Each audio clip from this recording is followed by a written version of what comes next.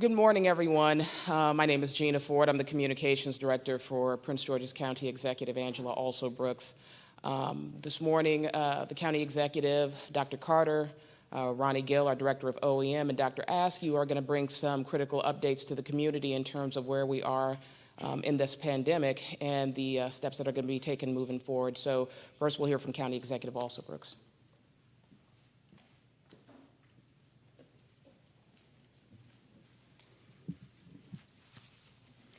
Good morning, everyone, and I thank you for being here again this morning as we make some critical updates today regarding our fight against the coronavirus.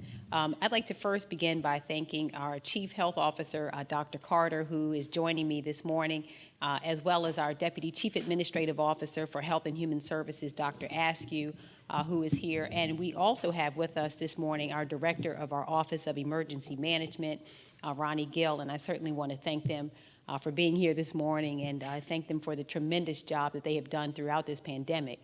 I'd like to also thank all of the members of our health department, all of our frontline workers, essential workers who continue throughout this pandemic to work so hard to make sure that we're doing our level best to keep our community safe.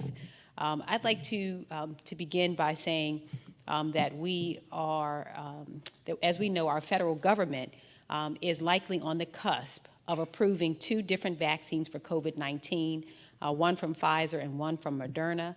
We also know that they will likely be approved because the FDA has found that both vaccinations are safe and effective in preventing infection by COVID-19. This is good news, as for almost a year, our lives have been so different. We have struggled so much through this. We have experienced so much loss in our community. Many have lost their livelihood as well as have lost loved ones to COVID-19. And we know that, unfortunately, 952 Prince Georgians have lost their lives to this tragic illness. And what we believe is that these vaccines represent for us a light at the end of the tunnel for this pandemic. But what we know also is that the pandemic is not yet over. And at this very moment, COVID-19 cases continue to rise here in Prince George's County and across the country. Since March, Prince George's County has unfortunately seen 45,529 confirmed cases of COVID-19. 4,443 of our residents have had to be hospitalized. We know as well that this just continues to rise. These are, and I've said it so many times and we'll say it again today, these are not just numbers. These are people we love, our colleagues, friends, family members, neighbors. So this has been such a trying time for us, and we continue to not only work on your behalf and their behalf, but we continue also to grieve with so many who have lost loved ones and who, especially during the holiday season, are experiencing extreme distress. And so we continue to think about them and to pray for them. Unfortunately, our COVID-19 positivity rate has risen significantly over the last several weeks. We are now at 10.1%. Our infection rate is likewise very concerning at 1.10. And our average daily case rate is at 45.7 people per 100,000, above the critical level of 25 per 100,000. And Dr. Carter will discuss this more at length, but we had told you before that if we got over 25 per 100,000 cases, we would be gravely concerned, and we are now at 45.7.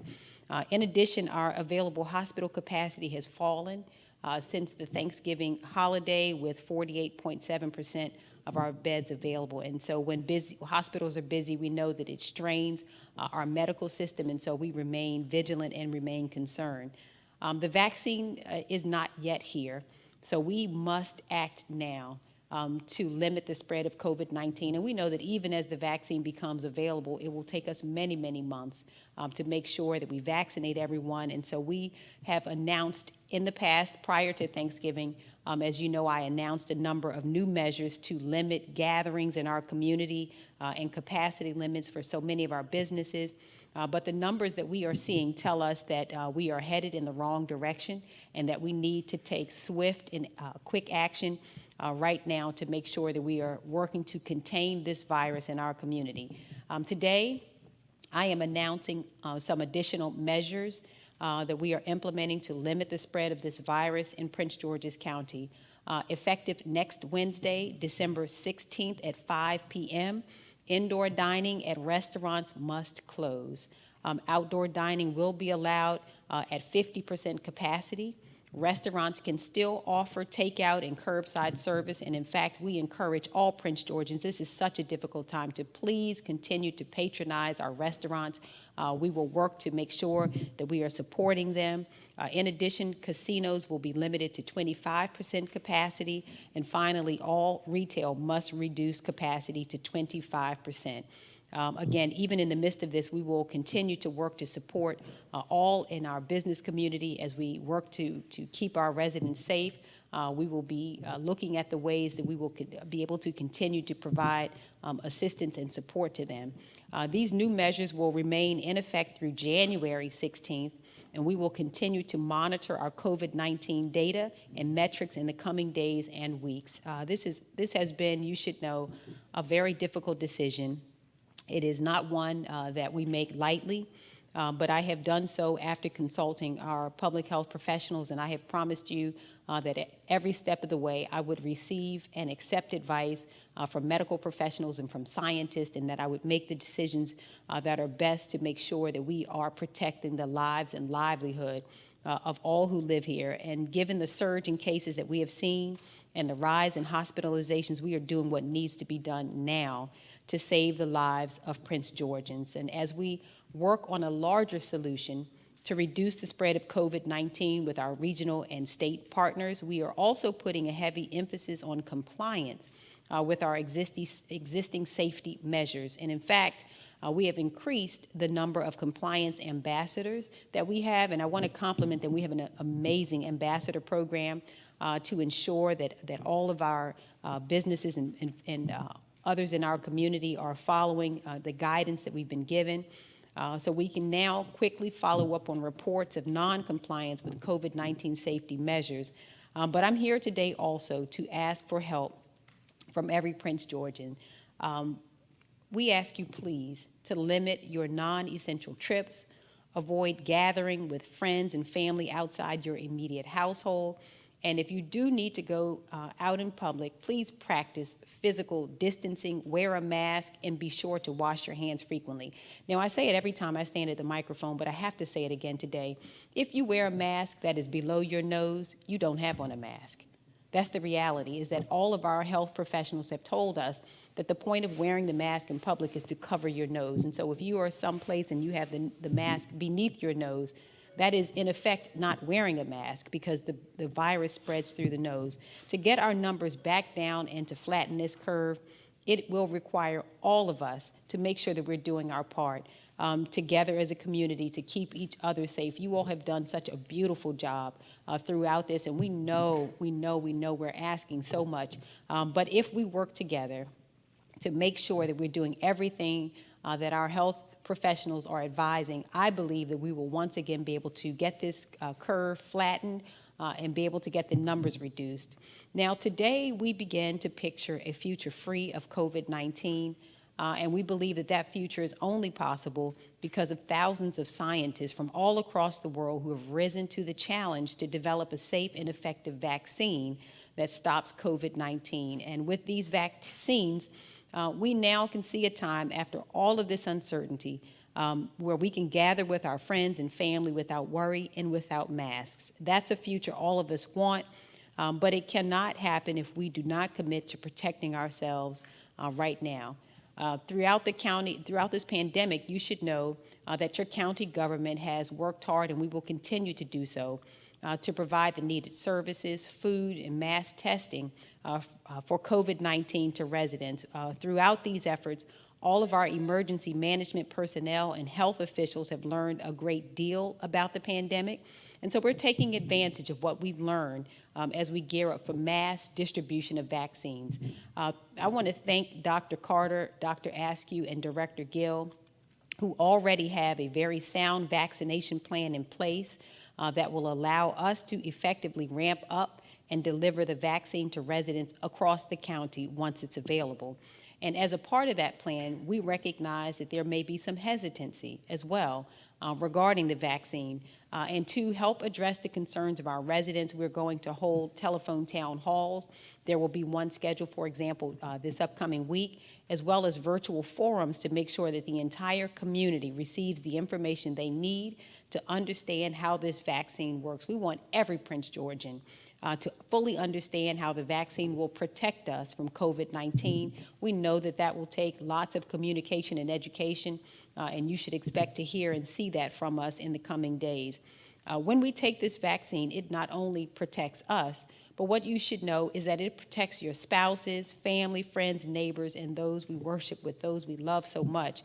And just as we have been together in terms of everything that we have done to follow the guidelines of public health officials and protect our neighbors, we will certainly be proud to be protected from COVID-19 through this vaccine. And so moving forward, your county government is prepared to distribute the new vaccine to those who need it. The amount of vaccine that we will receive initially will not be enough to cover the entire population. Instead, we have limited quantities that will be distributed based on need as recommended by the Centers for Disease Control. And we will distribute them to our vulnerable populations and frontline healthcare workers who will be among the first to receive the vaccine. Now, Dr. Carter will talk more about the plan in a moment. But what we know is that production of the vaccination will increase over the next few months and be more widely available in the new year. And I want you all to know, I understand you are tired. I have heard it, I've seen it. I know that you are really fatigued, but we must continue to stay the course, making sure that we are doing everything that's advised. And what I can tell you for our part is that we will continue to be truthful and honest with you. When we know information, we will share it, and if we don't know, we will say so. But we will proceed with transparency and continue to provide you with the most up-to-date information as we have since the beginning of this pandemic. Now, while there is light at the end of the tunnel, we also understand a couple of things that I want to discuss with you. One is that COVID-19 has taken an enormous emotional and psychological toll in our community. And today I am proud to announce that we are doing something to address a couple of issues that have really been unearthed by COVID-19. One is that we already knew that there were huge behavioral medicine concerns in our county, and I'm proud to announce that we have received 2 grants from the Maryland Health Services Cost Review Commission that will help us address these and other issues. Again, I want to thank Dr. Carter, Dr. Belina Shaw, and our health department staff for helping us to obtain these grants, as well as Dave Chernoff and his team at TLC Maryland for also helping write these grants and for overseeing them on behalf of our regional partnership. I also want to thank all of our hospital system partners who will be involved in one or both of these grants, including Adventist Healthcare, Fort Washington Medical Center, Luminous Health Doctors Community Medical Center, MedStar Southern Maryland Hospital Center, MedStar St. Mary's Hospital, and the University of Maryland Capital Region Health. Now, over the course of the next 5 years, Prince George's County will receive $22.9 million for behavioral health. This is huge for us. This is the largest behavioral health grant awarded to any single county in the state by the Health Services Cost Review Commission. This funding will allow us to do a number of extraordinary things for our community. We'll enhance and expand mobile crisis teams for residents experiencing mental health issues, reducing response times. We will also create a crisis receiving and stabilization center where medically stable individuals can receive timely care coordinated by behavioral health professionals without having to go to the hospital. We will implement technological advancements to our crisis call center and mobile crisis team operation to improve electronic referral services. We will also expand a specialized technology enabled a case management system for high-risk, high-need individuals who are being discharged from the hospital. And we will expand transportation option for those with behavioral health needs who are involved in the crisis system. This is huge for us to make sure that we're caring for the mental health of our residents. And in November, our residents also approved a bond to build a mental health and addiction services facility in the county. These 2 separate projects will be highly complementary, and I'm so proud that we will have these additional resources as we work to build a singular behavioral health continuum in Prince George's County.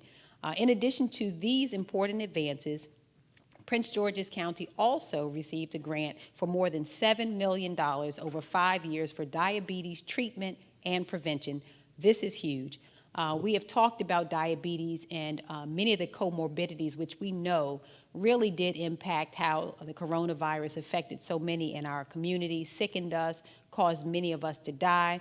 And so the grant was awarded because of the successful implementation of the Prevention Link program through our county health department. This program allows the health department to work directly with healthcare providers to coordinate care and to ensure patients are completing diabetes prevention programs. And so this is going to be major for us. And what we know is that too often we have seen, of course, instances where Black, brown, impoverished, and disadvantaged communities pay the price for poor access to health care. Time and time again, studies show that minority communities lack equal access to care, and then when minorities seek treatment, there are often disparities in how that care is delivered. And so we can see clearly how this has played a role here, and we are taking action to really correct this disparity and to save the lives of countless Prince Georgians. These grants will help offset the long-term harm caused by disparate access to health care, and they will also help ensure that in our recovery from this virus, we can improve the health and well-being of all of our residents so we never, ever find ourselves in this same position again. We're still on this journey with the COVID-19 crisis, but thank goodness that we are also now entering another phase with the vaccine, and that means that we're coming closer every day to being able to put this pandemic behind us. As we look ahead, we will do everything we can to maintain an open dialogue with all Prince Georgians, but these vaccines represent hope for thousands of vulnerable residents, for their friends, and for their loved ones, and we promise to do everything we can to make sure we deliver this vaccine to Prince Georgians safely and as soon as possible. For the foreseeable future, hear me once again, we must, hear me, continue, please, to wear your mask, avoid gatherings with those outside your immediate household, and maintain physical distancing to limit the spread of this virus. However, we see the end at the light of the tunnel, and we must all continue to do everything we can to ensure we make it there safely and healthy. Now I would like to hand over to Dr. Carter for his COVID-19 update and to provide background on how the vaccines work and to protect us from illness. Thank you.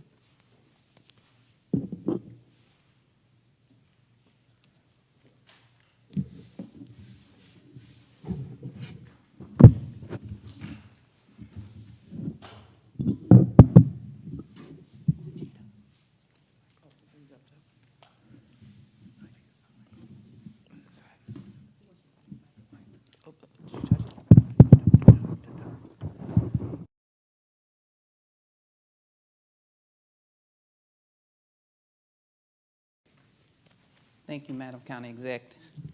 Thank you, Gina. Good morning, everyone. I would like to thank Prince Georgians for their partnership in these challenging times. It's an honor to serve as your health officer and to help guide you through these challenging times. First, I'm going to talk a little bit about the data. Prince George's County recorded more than 2,900 new COVID-19 cases last week. That's the highest weekly total in the county since the beginning of the pandemic. The county also has now recorded the highest daily COVID case rate of this pandemic. An average of 46 people in Prince George's County per 100,000 population get the virus each day. That's over 400 people a day, and the last count is over 500. That means the virus is spreading at a very rapid rate. Our hospitalizations have also spiked. In the past month, the number of inpatients with COVID has more than doubled in our county hospitals. On November the 8th, there were 68 people hospitalized with COVID. On December the 8th, there was 177, and that's increasing. While the number of people hospitalized with COVID has gone up, the number has not yet reached what we were seeing back in May, and there's a reason for that. Lately, our new cases are trending younger. More people under the age of 50 are testing positive. This is an age group that has a lower hospitalization than those folks older than 50. At last check, about half of the county's overall hospital beds, including surge beds, are occupied. And patients with COVID-19 occupy 54% of our ICU bed capacity. We're monitoring this closely, especially as the holiday season continues and the winter arrives. The county's positivity rate has increased above 10%. This means that 1 out of every 10 COVID tests conducted comes back positive. Our positivity has not been this high since early June. The infection rate remains stubborn. This is the rate at which a COVID-positive person passes the virus on to someone else. The county's infection rate is 1.1, and that's high. We have been over 1 for the past 2 months. So it's clear now that COVID-19 continues to spread and make our residents sick. And that's why the safety measures the county executive talked about must continue, and we need your help. Wearing a mask over your nose and mouth when you're in public will help protect you and others from the virus. Staying at least 6 feet away from people in public will help protect you and other people from the virus. Contact tracing data that we get show that gatherings and parties with people who you do not live with is really causing the spread to increase. Make smart choices. For example, when you do your holiday shopping, do it online. They'll deliver it. Do it online. Stay safe and stay at home as much as you can. The more we reduce our chances of infection and spread, the quicker we can move away from this virus. Now, as the county executive mentioned, the FDA is on the verge of approving 1 or more COVID vaccines. Prince George's County and its health systems are expected to get our first batches before the end of the year. This is an important moment in the pandemic on many, many levels. It's important that we prepare the county to receive, store, and administer the doses, but it's even more important that we educate the county, not just about the COVID vaccine, but about vaccines in general. Vaccines help our body fight off infectious diseases.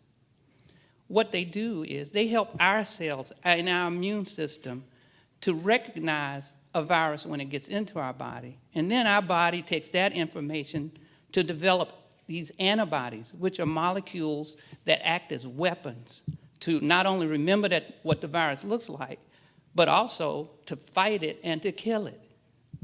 That means if you are then exposed to the virus in the future and you've been vaccinated, your immune system then can quickly recognize and destroy it before you get sick.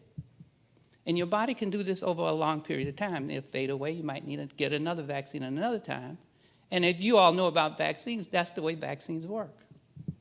As a pediatrician, I've been doing this for 40 years.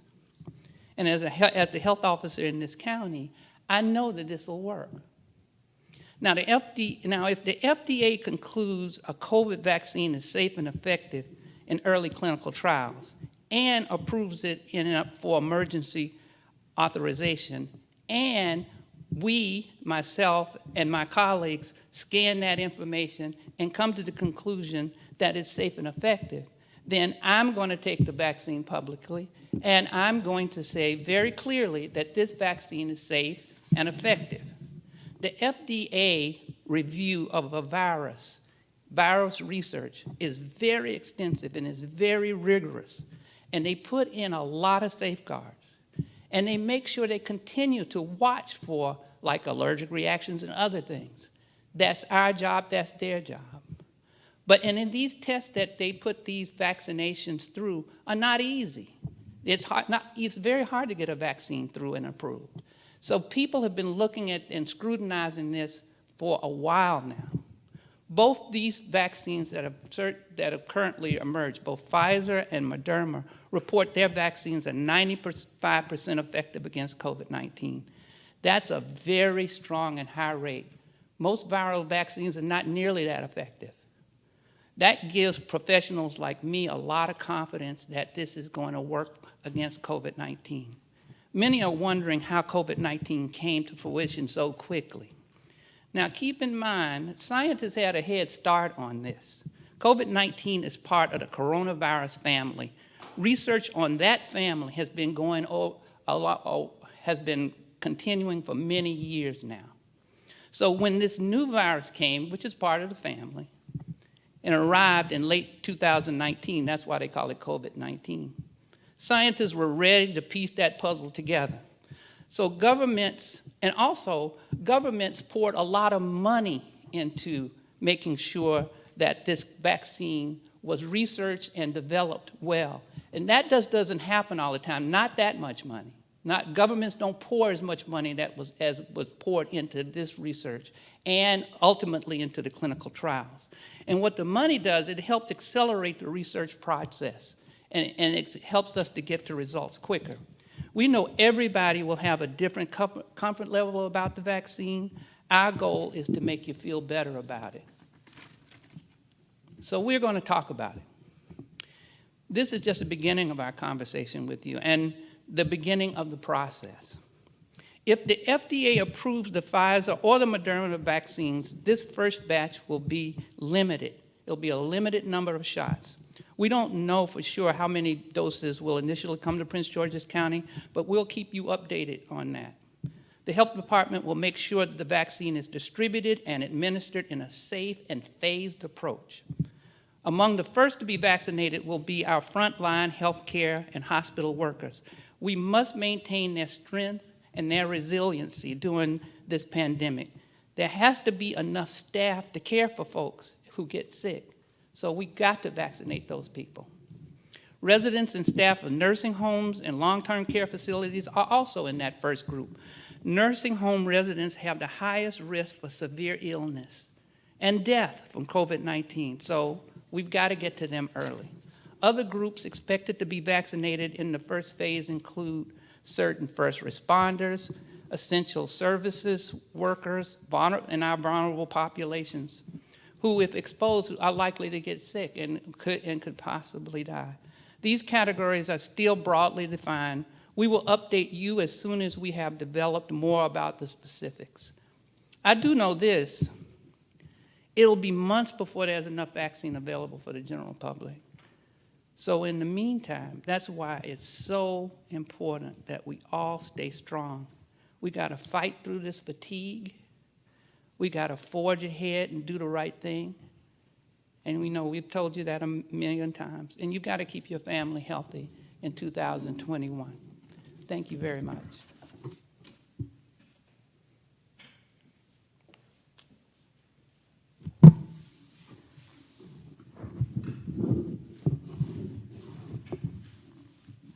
So next we'll hear from Ronnie Gill, who's going to speak about the vaccination strategy.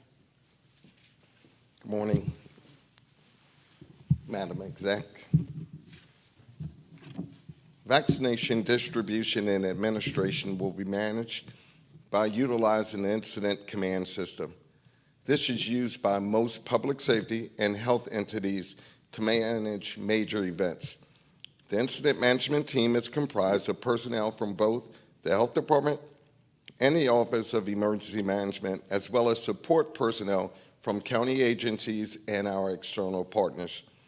The team is structured into 4 sections: operations, planning, logistics, finance/administration. The overall vaccination distribution and administration process will be managed through collaborative efforts by the health officer, Dr. Carter, and myself. And the day-to-day operations will be managed by all of our personnel. It is important that we operate under a standard incident management system to ensure the success of this operation. The incident management team is using CDC and local health department guidelines to plan vaccination distribution and administration based on 3-phase approach. Planning includes expanding and contracting our current testing capabilities based on a number of residents that need to be vaccinated. COVID-19 testing efforts will continue throughout the vaccination distribution and administration. Logistically, we are planning day-to-day storage and allocation of the vaccine, including obtaining the necessary resources required to maintain the vaccination once this is received from our manufacturers. We have purchased 6 ultra-cold freezers and 8 standard freezers for vaccination storage. We have also procured through a contractor for dries as a backup to this storage operation. Each vaccination site will have additional staffing. This includes clinical and non-clinical staff to support not only the permanent sites, but our mobile testing units. We have purchased enough PPE to manage both COVID-19 testing, vaccination operations, as well as to ensure the continuity of county government services. It is imperative for us to have real-time data throughout this process. WebELC will allow us to maintain situational awareness of the vaccination sites.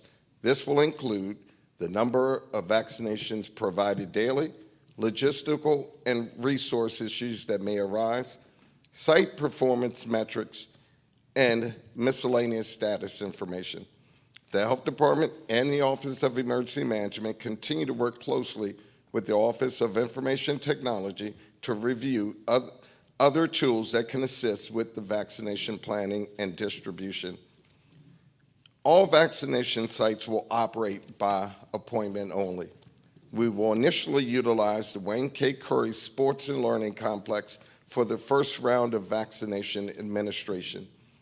Additionally, the Health Department will utilize 4 clinic locations to provide vaccination administration. These sites include Largo, Laurel, Cheverly, and our Clinton sites. We will continue to partner with others to assist with the vaccination. This includes working with Kaiser Permanente. We will also be operating up to 3 mobile units throughout the various locations within the county. Drive-through COVID testing will be available at the Health Department facilities in Largo and Clinton. Appointments are not required. The COVID testing will be also available at the Health Department facilities in Cheverly and Laurel, and this will be by appointment only. The county has made tremendous investments in the planning and preparation of distribution and administering of the vaccine. We're confident that we will be well equipped and ready to implement and effectively manage our vaccination plan. Lastly, as Dr. Carter stated, this will be a number of months, 6, 7 months. We ask that for your patience as we navigate through this phase of the pandemic. This will be an ongoing process that will take time. We must ensure that it is done correctly and for the best interests of our residents. Thank you.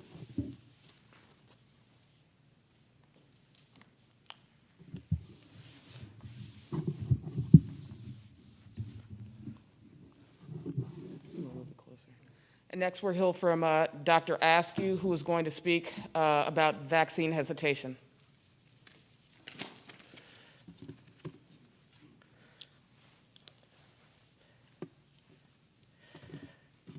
Good morning, everyone. Like Dr. Carter, I have been doing medical and public health work for decades. I am also a middle-aged black man who has grown up in this country. I was born and raised in inner-city Cleveland. And as an aside, of course, that means I'm a long-suffering Browns fan. But seriously, believe me when I tell you, I understand the questions, concerns, and misgivings many of you have regarding receiving the COVID vaccine. Let me share something with you.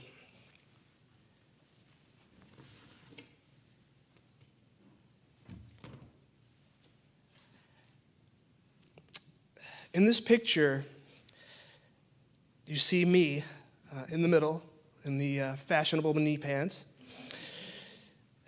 To my left is my father, George Andrew Askew, Jr. To my right is my grandfather, George Andrew Askew Sr.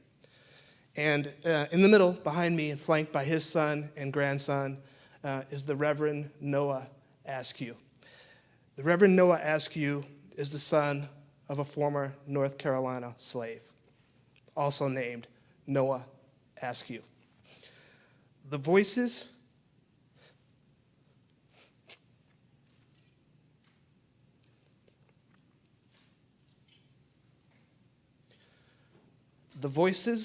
of these men from slavery to today ring in my ears.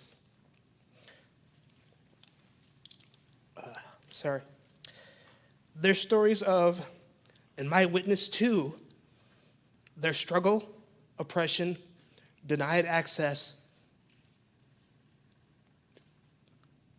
and marginalization, and my own, are part of who I am and what I believe.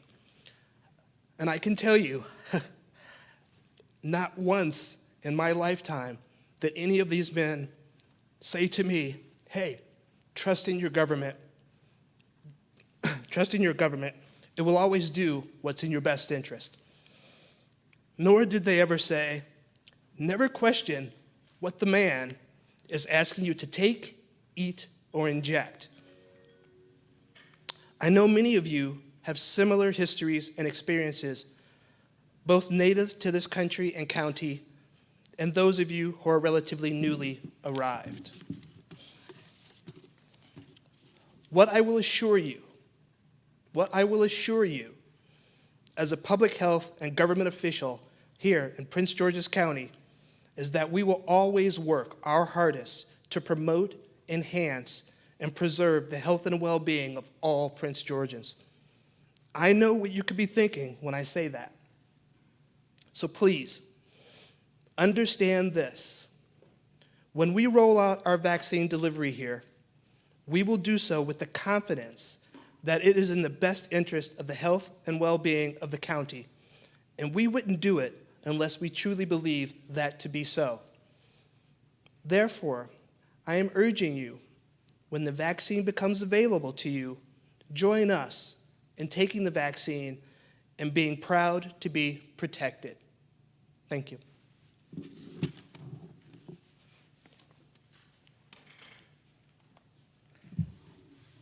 And with that, thank you, Dr. Askew. We will take any questions. Tracy.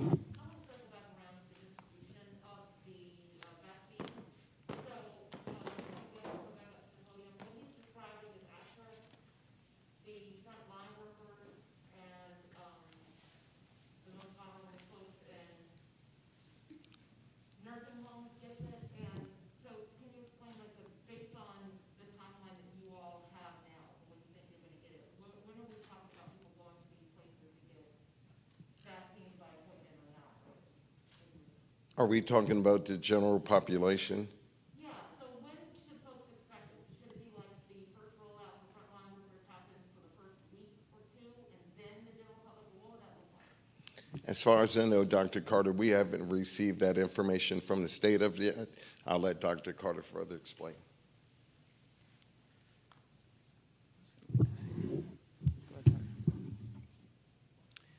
Thank you. Well, what's going to happen with the vaccine distribution is that there are several phases that we'll go through in terms of making sure that our first frontline workers at the hospital system get them, and then our nursing homes. That's that first phase. And that's going to be over a few weeks. That'll take a few weeks.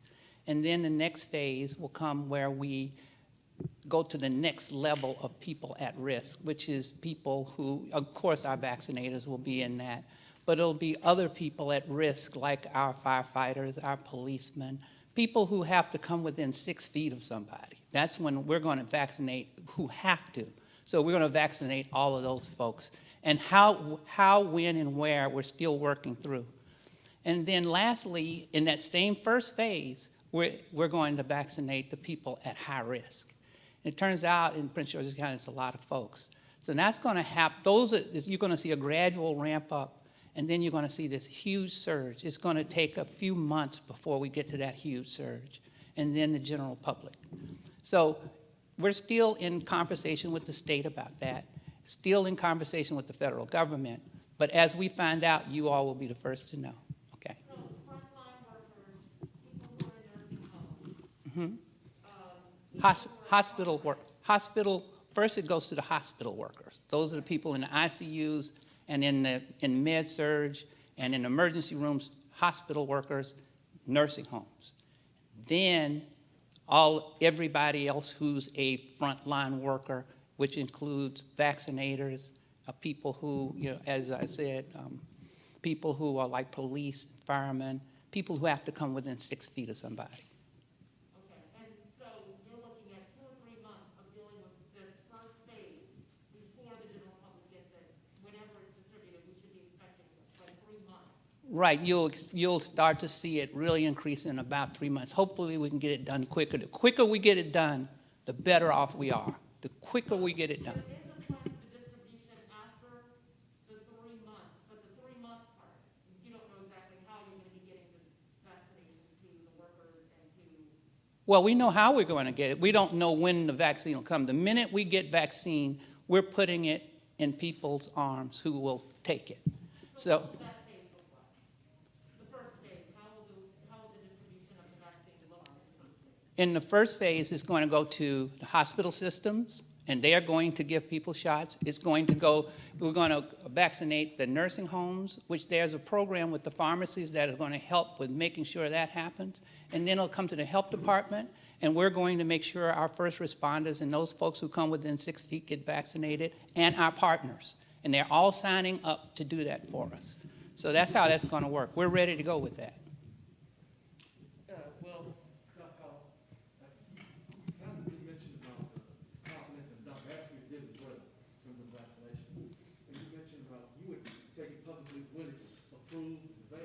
Right. Express a little bit more, sir, about the confidence level you have, especially being a healthcare professional, which a few folks who are still on the edge and not trusting. Well, you know, when they first announced that the Pfizer vaccine and then Moderna were 95% effective, that came out in a press release. That didn't come out into an article that I can read and look at the research, et cetera. That's what they're doing now. When that process is done by the FDA folks and people who, frankly, Dr. Askew and I both know who are at that level, and they give us the thumbs up, then we're also going to read that because it's public. And then we're going to say, we're going to move on this. How confident am I about that? I'm 98%. That 2% is me reading it.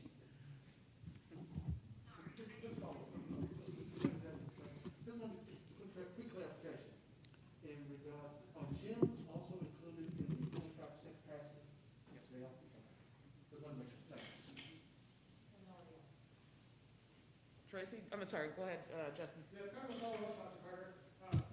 From what I understand and kind of what you were alluding to with the distribution process, I mean, most of those hospital workers first, it's the hospitals that take care of that. The nursing homes, they take care of that with their own clinics that they have there. And the first round with the actual county will be at the Wayne K. Cray Center, correct? And that's when the first responders will go? That's that plus our partners. We're partnering also with Kaiser and with other partners. Our providers in the county are signing up as we speak to help us. So we're reaching out to urgent care, all of our partners. This is an all hands on deck. We've got a lot of people to vaccinate. But right now, the health department is taking that lead and making sure that when that vaccine comes, we can give it to those folks. And so then when you mentioned Largo, Laurel, Cheverly, and Clinton, are those locations going to be part of that initial first round, or that comes after the Wayne K. Curry? It will be a gradual build-up, but you'll see all that happening in the first 2 to 3 months. You'll see those places come up. We'll be ready for the first doses that we get at multiple specific locations, and then it'll gradually increase as you'll see. Tracy, did you have something? I didn't see what was the response to the question about the gyms being hurt 25%? Are they? Yes, they are. They are, okay. And my second question was about, we've been hearing reports of some people who've been calling their medical doctors and trying to make appointments in advance to get the vaccination and then saying, I'm a frontline worker, I'm going to be at the front of the list.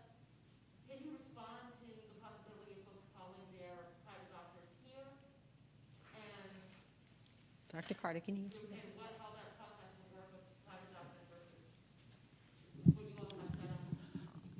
I have to tell you, I don't know what's happening with the private doctors responding in the manner that you just said. So I think I know there's a training. If you're a doctor who's going to administer a vaccine, there is a training that they have to go through. And I think perhaps those private doctors that you're mentioning maybe haven't gone through that training. But if they go through the training, they have to sign up into Immunet and in the state's information systems, Immunet and PrepMod, and they have to have a training. They have to know how to handle the vaccine because it's in ultra cold storage. So when they get it, they need to know how to handle it, and they need to know who's going to get the vaccine when.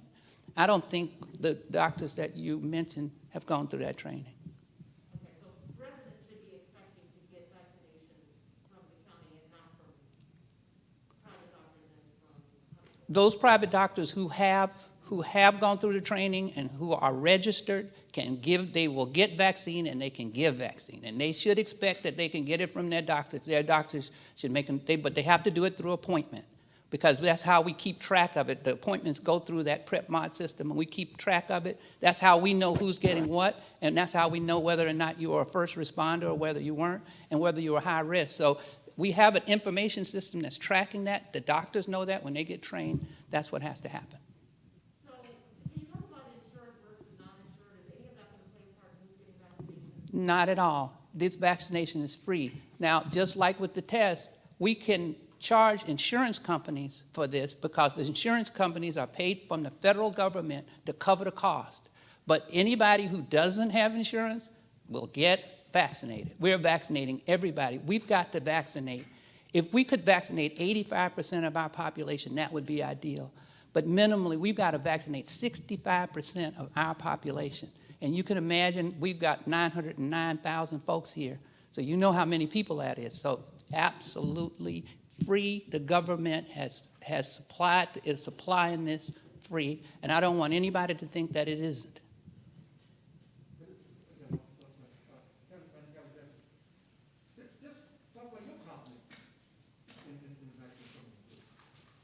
Well, you know what? If Dr. Carter takes the vaccine, I'm taking the vaccine. So, and if Dr. Askew takes the vaccine, so in other words, when the health and medical professionals say that this is safe to take, then I'll accept that advice and I will happily take the vaccine as well. In fact, I'm looking forward to it.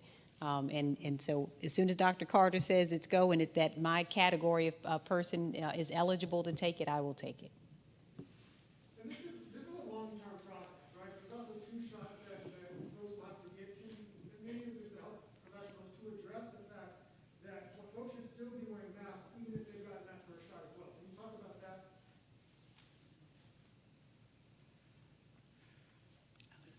Yeah, thank you. That's it. Yes, you have to wear a mask. You're going to have to wear a mask throughout this whole process because to get to the point where the virus won't spread, like I said, you've got to immunize a lot of people. In the meantime, the virus doesn't care about any of this, so it's going to spread, so you have to wear the mask. And if we're vigilant about that for this period of time, and we're going to try to do it in 6 months. Hopefully, we do it quicker or maybe take a little longer. We can get to the fall or the end of the summer where we are at a different state. But you're going to have to wear the mask, and you've got to maintain the 6-foot distancing and clean the surfaces. Has there been a decision made about residents versus people who work here or who's getting the vaccination in Prince George's County? I couldn't hear you. Has there been a decision made about people who work in Prince George's County versus those who live in Prince George's County getting vaccinated here? Our decision is to vaccinate all of the folks who live in Prince George's County, but if they happen to work in the hospital and they're from somewhere else, the hospital will make the decision about vaccinating them more, and they will vaccinate them. And there hasn't been a decision made, but I'm a very strong advocate. If I have my vaccine in hand and I've got a person here, I'm going to vaccinate them because I need the people all over this region vaccinated, not just Prince George's County. But we are going to be sure that we have enough vaccination to vaccinate our residents. So we work with our, we work with our surrounding counties and our surrounding places. And there's a lot of conversation around that very point. But we're going to be sure that folks get vaccinated.